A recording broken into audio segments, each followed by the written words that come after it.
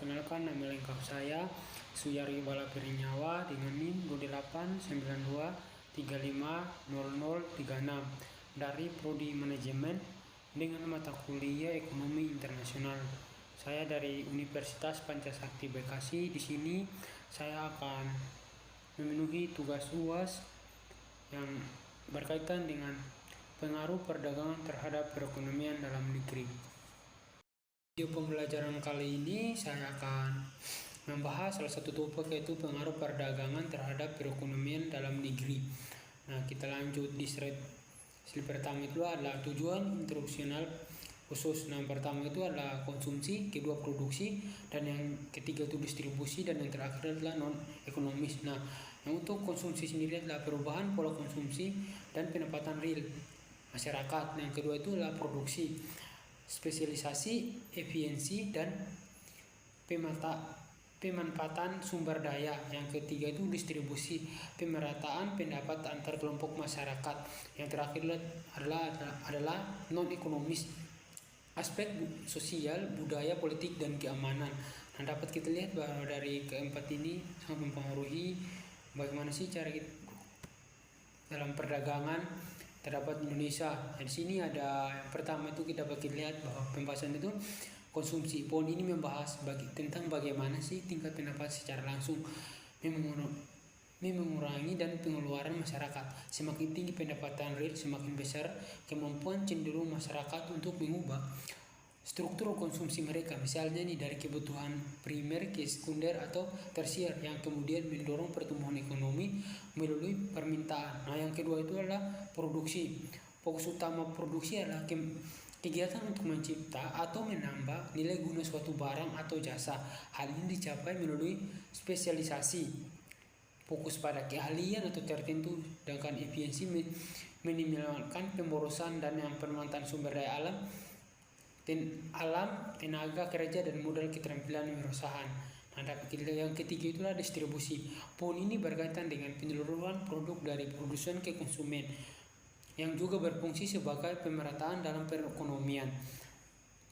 Pemerataan pendapat antar kelompok masyarakat melalui dari distribusi yang efektif, membantu pelancaran arus pendaraan barang dan jasa, serta meningkatkan kesejahteraan masyarakat secara keseluruhan. Nah, yang terakhir itu adalah non ekonomis. Aspek ini merujuk pada faktor-faktor di luar kegiatan ekonomi murni, misalnya produksi, distribusi, dan konsumsi, yang tetap memiliki pengaruh signifikan terhadap jalannya perekonomian. Faktor-faktor seperti stabilitas sosial, budaya, kebijakan politik, dan keamanan suatu wilayah sangat penting untuk menciptakan lingkungan yang kondusif dan aktivitas ekonomi. Lanjut, di sini ada dua konsekuensi perdagangan. Yang pertama itu adalah manfaat perdagangan, yang kedua itu adalah spesialisasi produksi. Nah, dapat dilihat ya, yang pertama itu manfaat perdagangan dicerminkan oleh pergeseran keluar dari garis consumption possibility frontier, atau yang bisa disebut CPF. Ini berarti pendapatan real masyarakat meningkat, kemungkinan konsumsi dalam jumlah yang lebih besar daripada kondisi tanpa perdagangan. Nah, sangat ini yang manfaat ini sangatlah berguna bagi kita ya teman-teman. Nah, kalau memerlukan perdagangan itu kita harus melalui yang namanya manfaat. Yang kedua itu adalah spesialisasi produksi. Adanya kecenderungan negara untuk fokus pada produksi barang-barang yang dimiliki keunggulan komparatif. Nah, negara akan mengekspor barang yang diproduksi secara efisien dan mengimpor barang yang biasanya mahal jika diproduksi sendiri. Nah, dapat kita lihat bahwa negara itu dapat mengekspor barang yang diproduksi secara efisien dan mengimpornya barang yang biasa mahal jika diproduksi di negara kita sendiri ya teman-teman.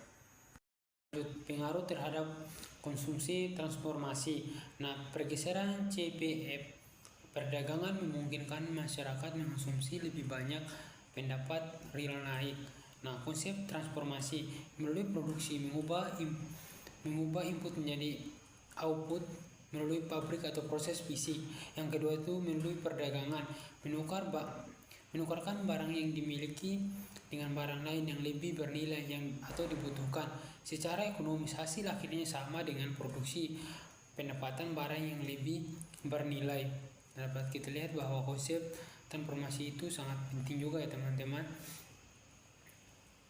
Nah, dapat kita lihat bahwa pergeseran konsumption pasibilitas atau CPF terjadi ketika perdagangan internasional memungkinkan suatu negara untuk mengonsumsi kombinasi barang yang berada di luar batas kemungkinan produksinya sendiri. Hal ini meningkatkan pendapatan real dan kesejahteraan masyarakat. Nah, dapat kita lihat tadi bahwa di dalam ini ada dua ya teman-teman, yaitu melalui produksi dan melalui perdagangan. Nah, proses ini untuk melalui produksi sendiri adalah proses ini melibatkan pengubahan input seperti tenaga kerja, modal dan bahan mentah menjadi output fisik atau barang dan jasa dalam suatu fasilitas seperti pabrik. Tujuan adalah menciptakan nilai tambahan yang secara fisik. Nah, dapat kita lihat bahwa melalui produk ini sangat penting juga ya teman-teman. Yang kedua itu melalui perdagangan. Proses ini melibatkan pertukaran barang atau jasa yang dimiliki suatu pihak dengan barang atau jasa lain yang dinilai lebih tinggi atau lebih dibutuhkan oleh pihak tersebut.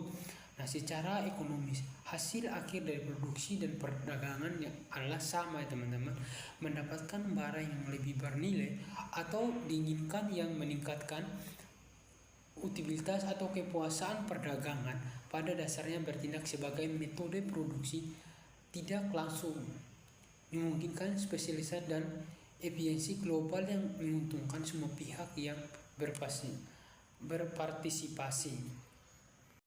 Lanjut ada demonstration effect, pengaruh langsung perdagangan terhadap pola konsumsi masyarakat akibat meniru gaya hidup di luar. Dari sini ada dua teman-teman, ada dua positif, ke dalam ambil bahwa ada dua pengaruhnya teman-teman. Yang pertama itu efek positif, perubahan pola konsumsi yang mendorong kemauan untuk bekerja dan berproduksi lebih besar demi memenuhi kebutuhan baru tersebut. Nah, efek negatifnya itu adalah pola konsumsi yang mewah yang tidak sesuai dengan tahap ekonomi atau biasa disebut dengan boros. Ia menurunkan tabungan dan investasi sehingga menghambat pertumbuhan ekonomi.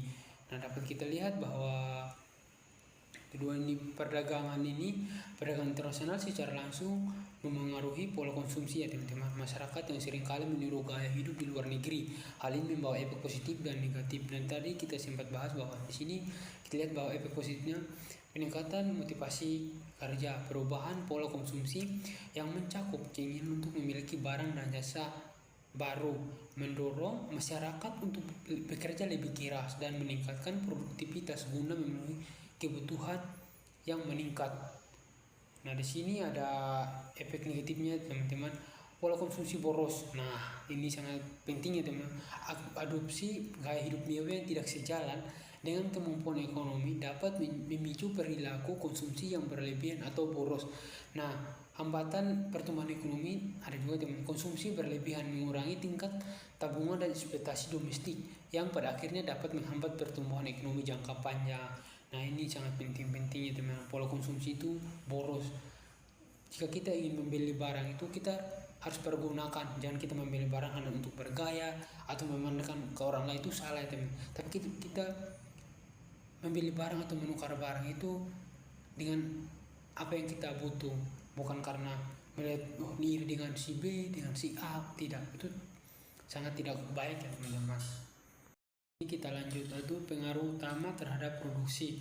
Yang pertama itu adalah spesialisasi produksi, mendorong negara fokus pada barang dengan keunggulan komparatif, meningkatkan efisiensi global. Yang kedua itu kenaikan ekspektasi surplus, kenaikan pendapat real dari perdagangan, meningkatkan kemampuan ekspektasi atau insentif surplus yang memacu laju pertumbuhan ekonomi. Yang keempat adalah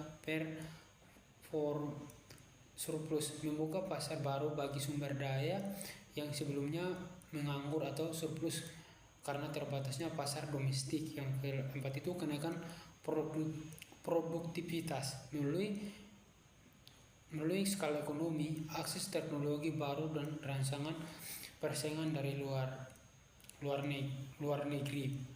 Nah, dapat kita lihat bahwa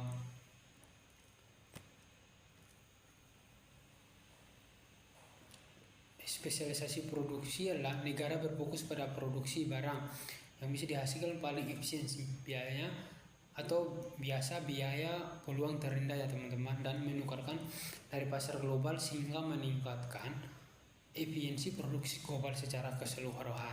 Yang kedua tadi itu kan kenaikan ekspektasi surplus.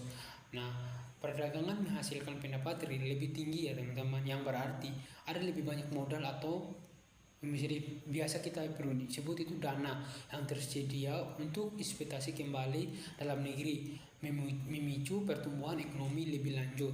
Sedangkan yang untuk for surplus sendiri itu adalah yang biasa dalam kurun itu jalan keluar untuk surplus. Nah, perdagangan internasional menyediakan pasar baru untuk produksi atau sumber daya yang sebelumnya tidak terserap di pasar domestik karena permintaan terbatas, sehingga mengoptimalkan penggunaan sumber daya yang menganggur.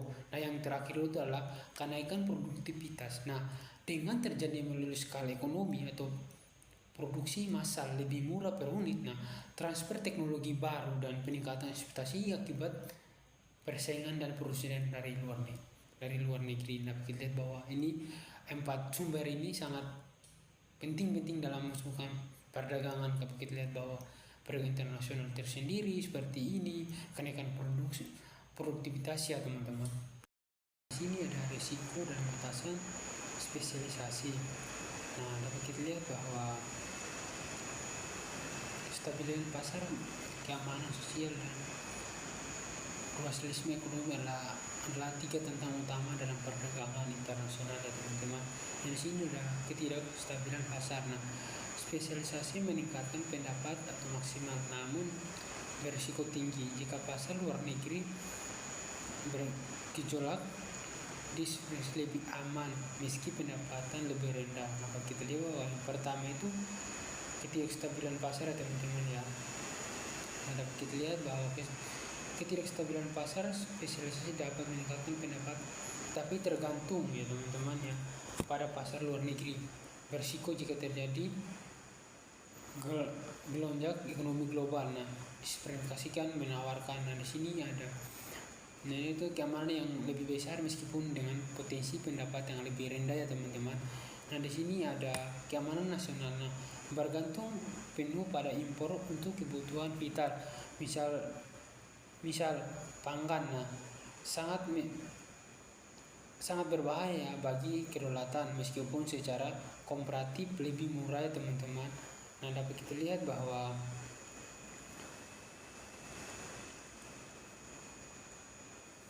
keamanan nasional tergantungan pada penuh pada impor untuk membutuhkan vital seperti pangan, misalnya berisiko kedaulatan yang signifikan ya teman-teman, terlepas dari keunggulan komparatif biaya.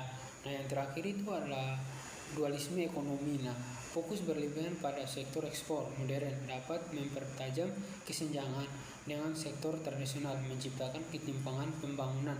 Nah, dapat kita lihat bahwa ini juga